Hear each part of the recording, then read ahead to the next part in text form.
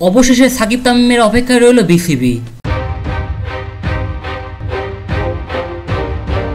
আন্তর্জাতিক ক্রিকেটে তামিম ইকবাল ফিরবেন কিনা সেই অনিশ্চয়তা দূর করতে আজ সিলেটে বাংলাদেশি ওপেনারের সঙ্গে বৈঠকে বসবেন বিসিবির নির্বাচকরা।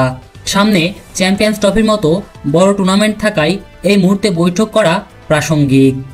তবে তামিম ইকবাল ফিরবেন কিনা তা জানতে আরও কিছুদিন অপেক্ষা করতে হবে, এই কথা জানিয়েছেন প্রধান নির্বাচক গাজী আশরাফ হোসেন লিপু।